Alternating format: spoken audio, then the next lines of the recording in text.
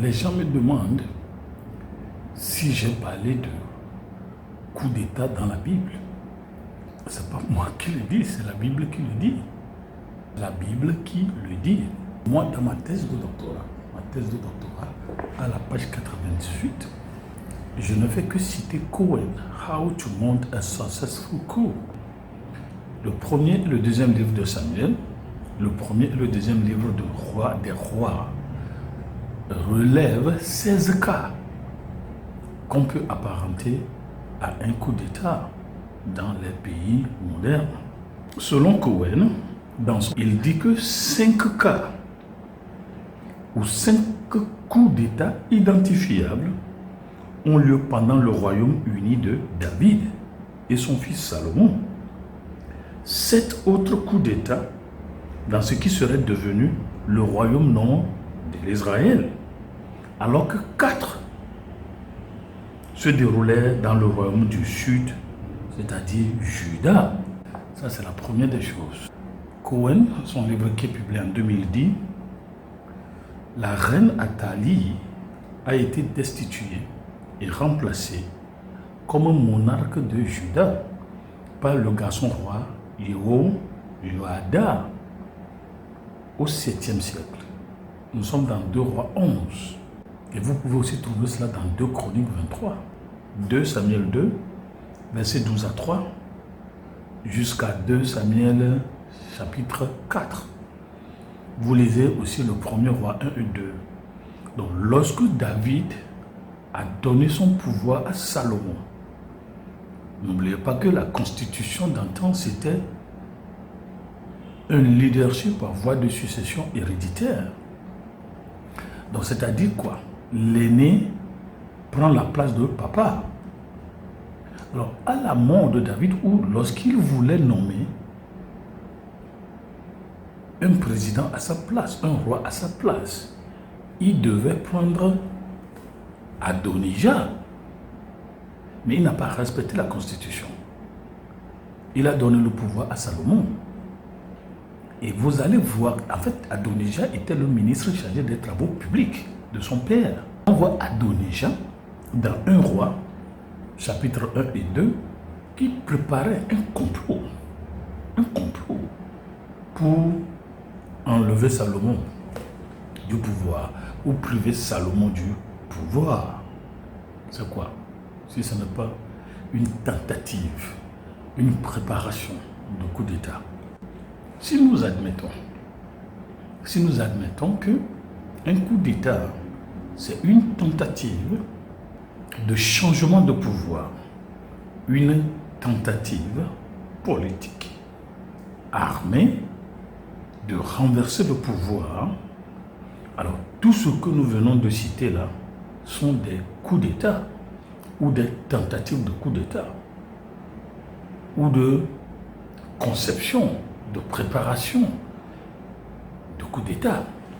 Et ce qui m'intéresse aussi, que je relève comme coup d'État, c'est lorsque Jonathan, lui aussi, il devait succéder à son père.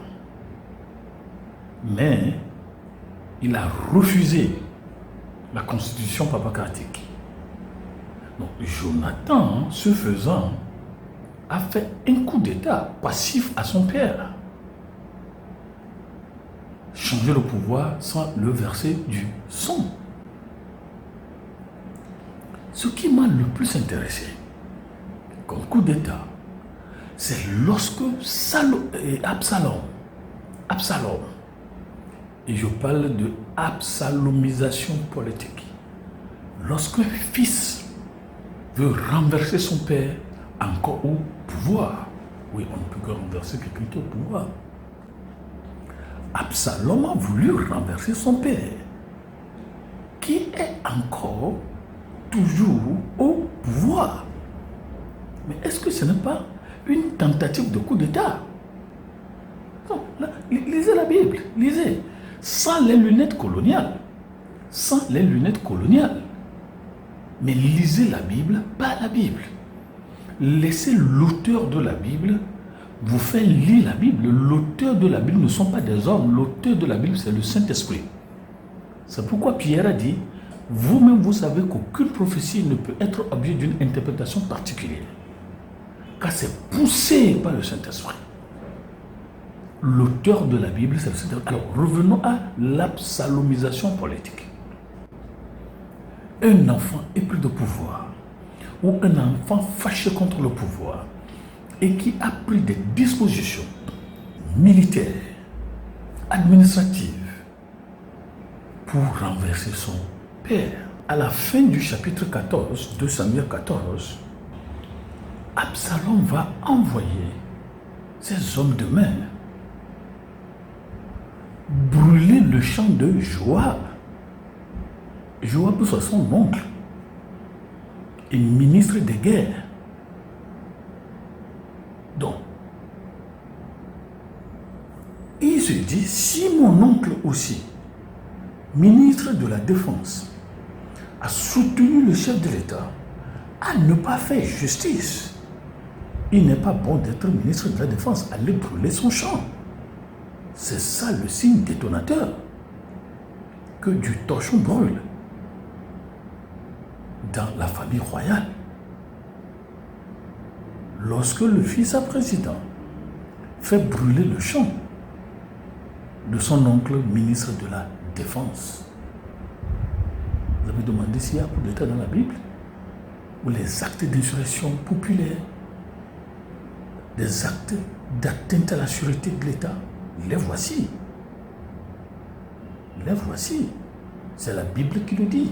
Absalom est le troisième fils de David, roi d'Israël. C'est-à-dire, nous avons Adonijah, Salomon et Absalom. Absalom veut dire le père de la paix. Absalom veut dire le père est la paix.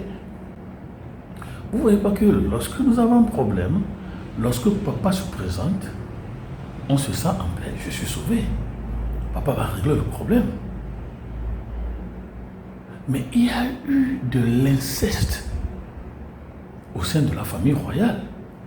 Et le roi n'a pas bien traité le problème. Alors, Absalom,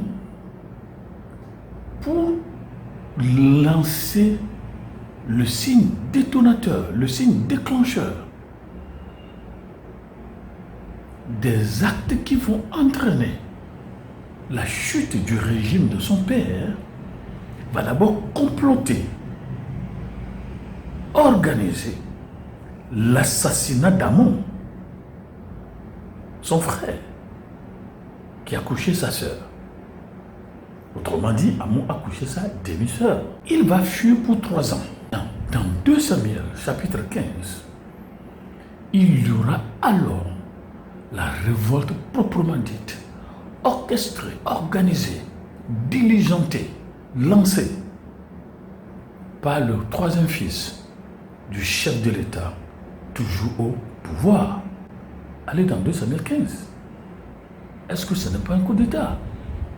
Mieux, une tentative de coup d'État.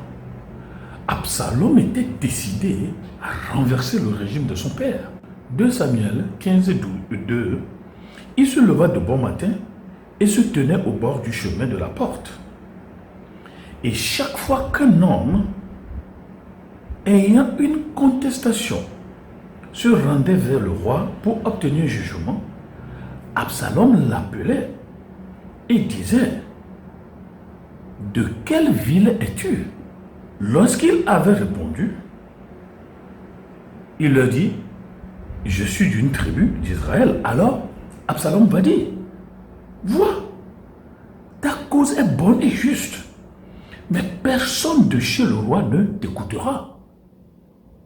Alors, Absalom va remettre en cause le système judiciaire, l'appareil judiciaire de son pays, dirigé par son père. Le régime de mon père ne fait pas justice. Le régime de mon père ne fait pas justice. Alors pourquoi allez-vous au tribunal? C'est ce que Salomon dit. Est-ce que ce n'est pas un coup d'État? Pourquoi est-ce que bébé président dit ça, fait ça contre papa président?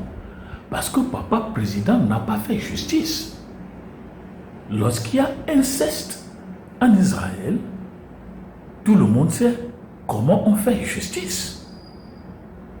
Il faut lapider la personne à mort. Et même après cela, brûler la personne. Papa président n'a pas fait ça. Donc bébé président voit que le gouvernement de mon père ne fait pas juger. Pourquoi? Donc il va dire, Israélite, Israélite. C'est le troisième fils du chef de l'État qui vous parle. Constatant les dérives de l'appareil judiciaire national, vu qu'on ne vous a jamais fait justice, moi, le troisième fils du chef de l'État, je vous demande de ne plus porter vos requêtes, vos plaidoyers, vos problèmes au tribunal national. Première instance, deuxième instance, troisième instance, la Cour suprême ne vous feront jamais justice. C'est un régime corrompu. Ça, c'est ce que dit le troisième fils du chef de l'État. Mais il y a problème. Il y a problème. Il va gagner le cœur des gens. Parce que la population sait qu'on ne fait pas justice.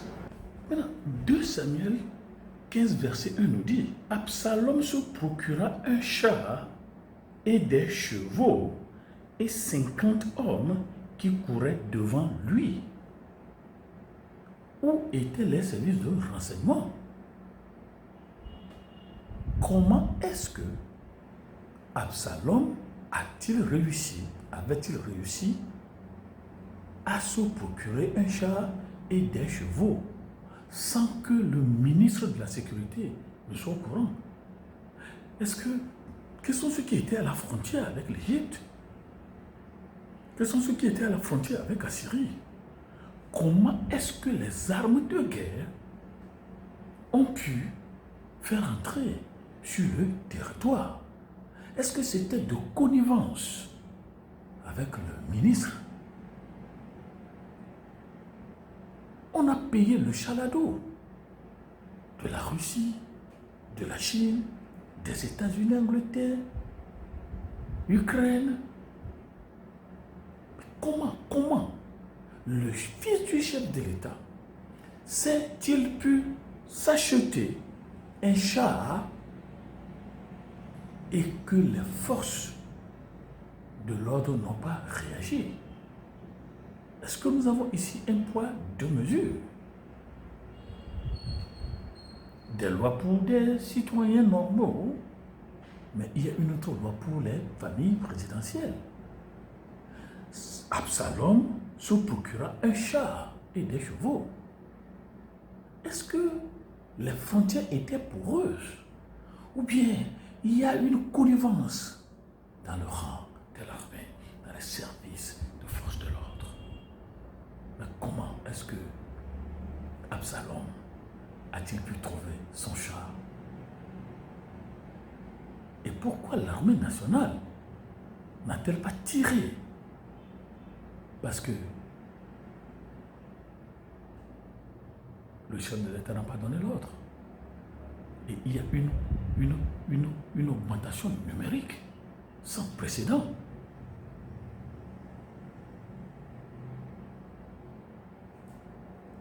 Qu'est-ce qui se passe dans nos nations?